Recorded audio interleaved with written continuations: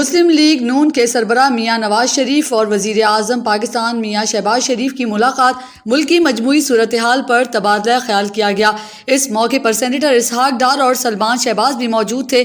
میاں نواز شریف اور میاں شہباز شریف کے ہونے والی ملاقات میں عمران خان کا دباؤ قبول نہ کرنے پر اتفاق، اسمبلیاں مدت پوری کریں گی، انتخابات مقررہ وقت پر ہی ہوں گے، پنجاب میں ان ہاؤس تبدیلی لانے پر بھی اتفاق، نومبر میں اہم تعیناتی پر بھی تبادلہ خیال کیا گیا۔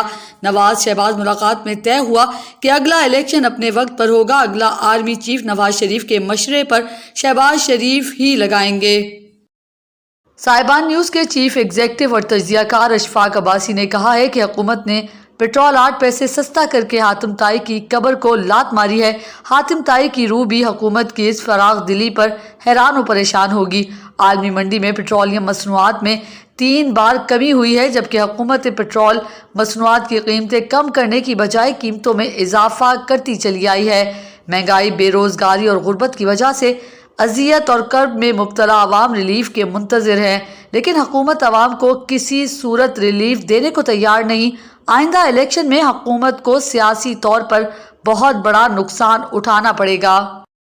جماعت اسلامی کے سینیٹر مشتاق احمد نے ٹرانسجنڈر ایکٹ کے خلاف وفاقی شرعی عدالت میں پٹیشن دائر کر دی۔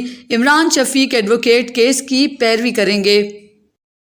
شاہد خاقان عباسی کی والدہ نے کہا کہ ہمارے گھر کوئی سیکیورٹی گارڈ نہیں، تو شاہد خاقان عباسی نے اپنی والدہ کو کہا کہ ہماری حفاظت کرنے والا اللہ تعالیٰ ہے۔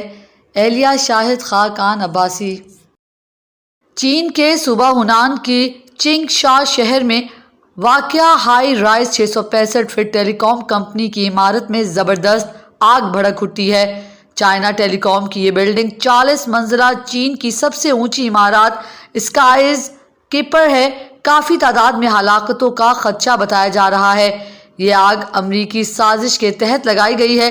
یہ دنیا کی 4تھی بلند عمارت تھی، تاہم ابھی تک چائنا نے کوئی آفیشیل سٹیٹمنٹ جاری نہیں کی۔ اب تک 600 لوگ جل کر مر گئے ہیں۔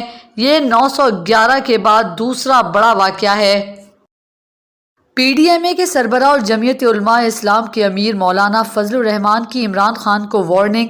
مولانا فضل الرحمان نے کیا وارننگ دی، آئیے سنتے ہیں۔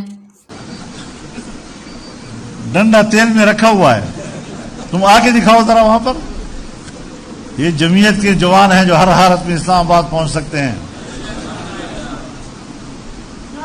تمہاری طرف